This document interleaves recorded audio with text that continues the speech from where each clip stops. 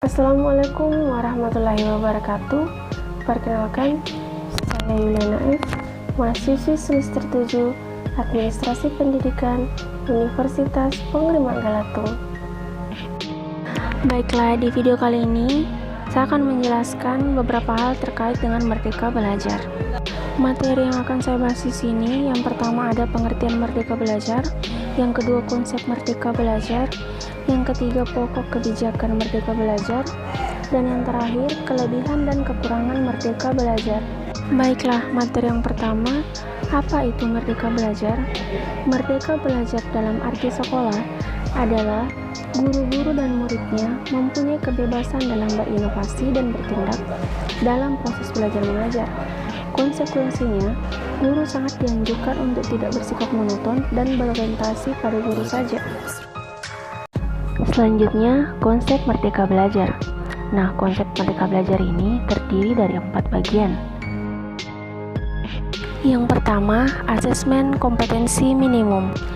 Di sini, siswa diharapkan mampu menunjukkan kemampuan minimum dalam hal literasi dan numerik.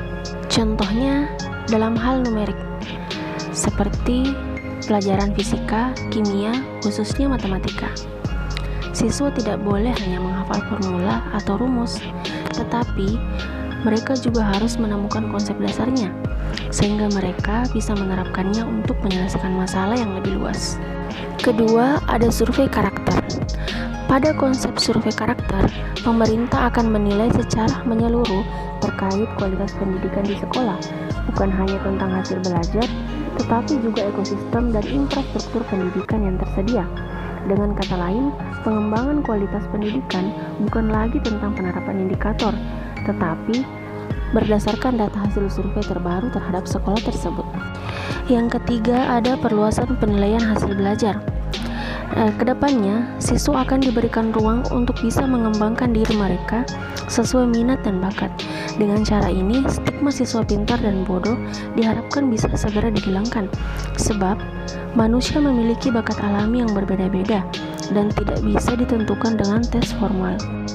Yang keempat, ada pemerataan kualitas pendidikan hingga 3T. Melalui Merdeka Belajar ini, pemerintah membuat kebijakan afirmasi dan pemberian kuota khusus bagi siswa yang tinggal di daerah 3T, tertinggal, terdepan, dan terluar. Selanjutnya ada pokok kebijakan Merdeka Belajar.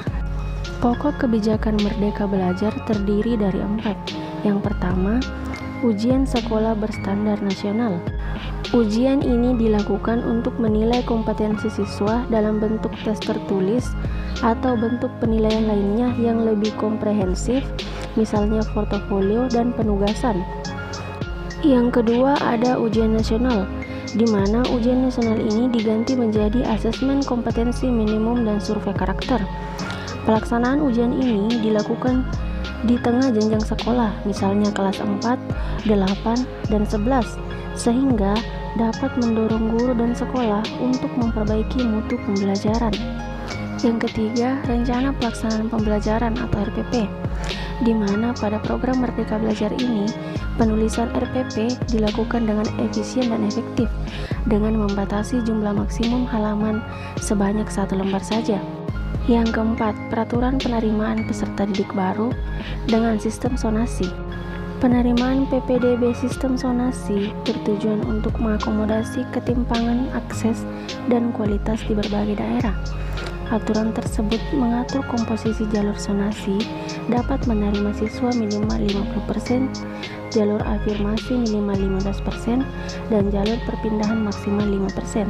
Sedangkan jalur prestasi diharapkan 0-30% disesuaikan dengan kondisi. Kelebihan program Merdeka Belajar. Yang pertama, anak didik bebas berekspresi. Yang kedua, anak didik tidak dituntut. Maksudnya, program Merdeka Belajar menjadikan siswa terlihat istimewa karena skill yang berbeda-beda. Dan yang terakhir, rencana pelaksanaan pembelajaran atau RPP dijadikan satu halaman, sehingga membuat guru lebih fokus dalam mengarahkan siswanya. Dan yang terakhir, kekurangan Merdeka Belajar. Yang pertama, membutuhkan waktu dan biaya yang tidak sedikit. Yang kedua, kurangnya guru yang merdeka. Dan yang terakhir, kurangnya referensi. Nah, itulah penjelasan terkait Merdeka Belajar. Terima kasih. Assalamualaikum warahmatullahi wabarakatuh.